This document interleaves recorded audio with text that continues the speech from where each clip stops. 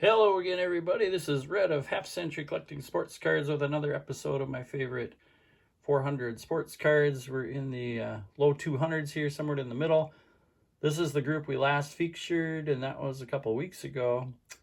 And we are on, it's at number actually 239 officially. And we are going with a Cuban card, a Carmelo de Portova of a Hall of Famer. It is Ray Dandridge. Now, these are some really thin cards. This one in a holder now, you can't tell so much, but before these cards were in holders, they were almost like a little more in paper thin. They were put out in the Cuban Winter League of 1945-46 by a Cuban candy company called Felices. The cards came with candy, and then you could separately buy an album for 5 cents, put the cards in the album, which most of the cards end up being. And that's why a lot of those cards have back damage, because they've been pulled out of an album. You have very few. I've got a Martin DeHigo that does not.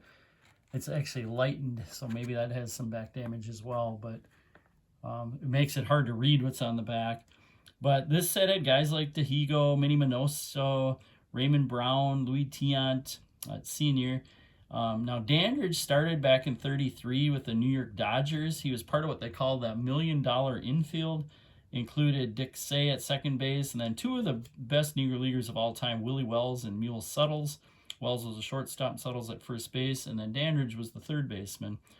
He ended up playing in the middle of his career 9 years in the Mexican League. Better pay, a little better treatment there. And then in 1947, Bill Veeck offered him a contract with the Indians.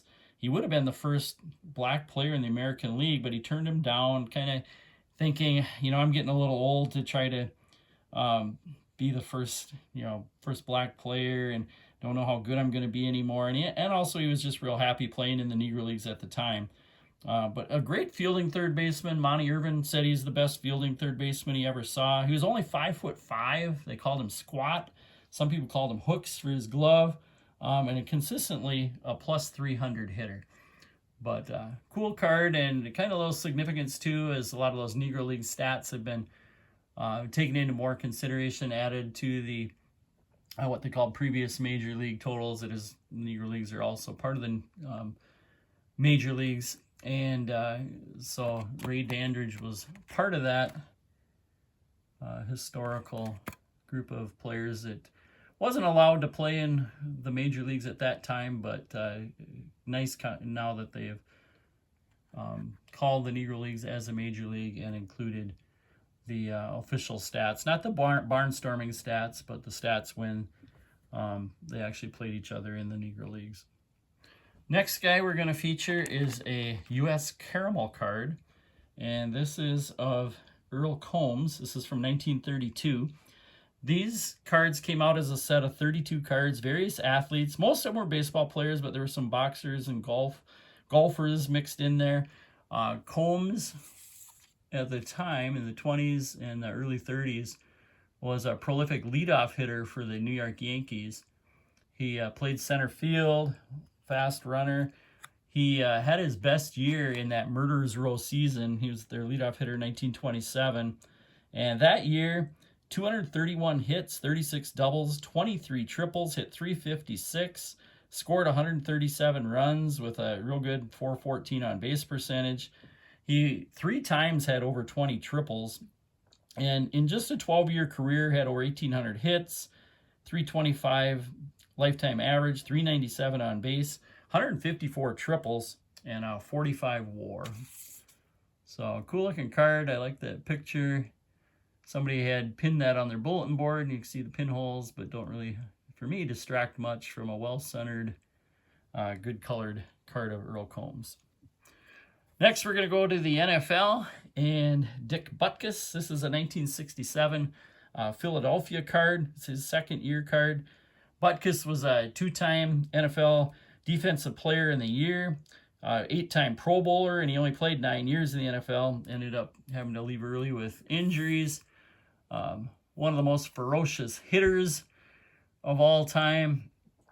Butkus grew up in Chicago, played at the University of Illinois, and then with the Bears. So spent his entire pro football career, well, not just pro, but entire football career in Chicago.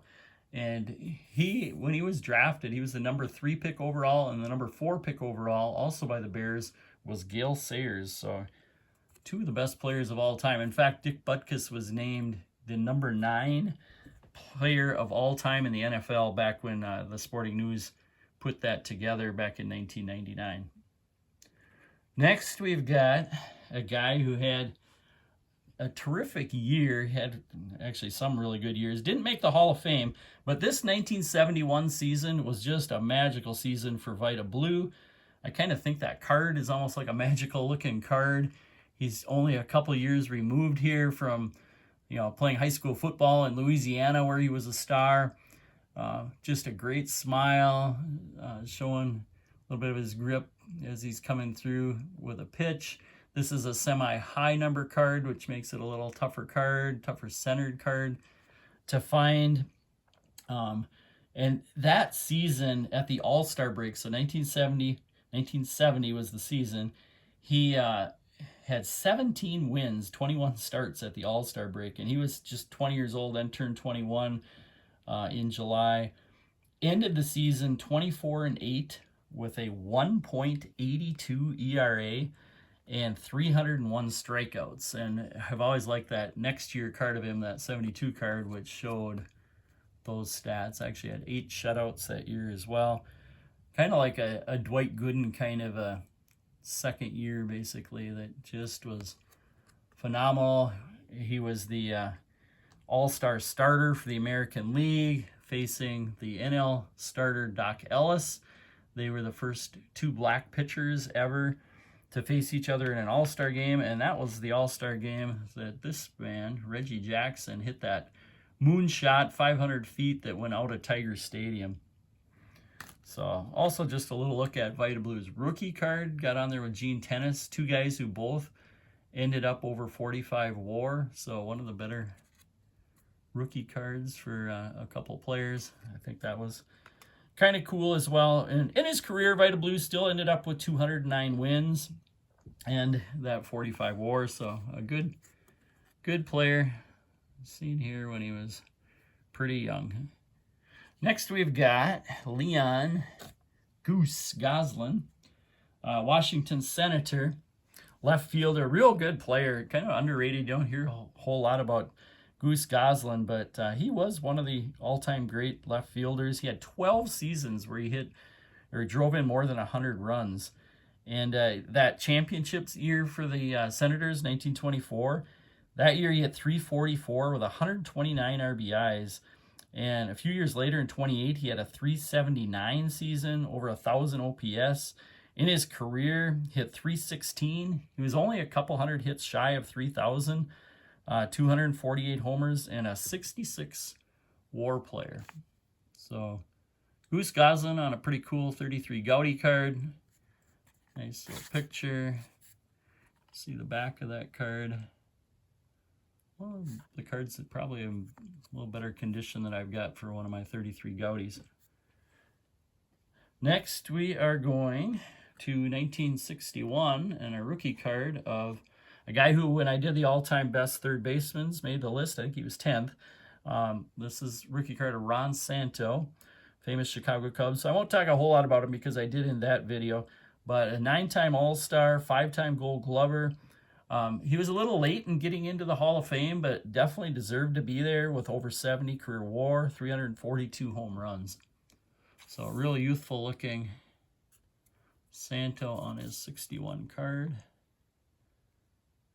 That's a pretty nice shape card. And then last for today, we're going to feature a 65 Lou Brock. This is coming off that 64 season where he got traded for Ernie Broglio to the Chicago Cubs. At the time, Bob Gibson said that was a terrible trade. Man, Broglio is one of our top pitchers. We're in the pennant race. What are we doing here? But turned out that Lou Brock finished pretty strong for the Cardinals in that 64 season. On the year, hit 315, and I think about 340, 350 for the Cardinals, which he played for in the second half. Had 200 hits that year. This is basically his breakout season. had a good World Series where he hit over 300, and then in the 2 subsequent World Series that he played, hit over 400 in each of those.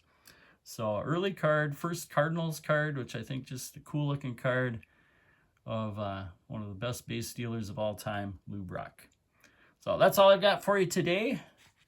Thank you very much for watching. There's our cards.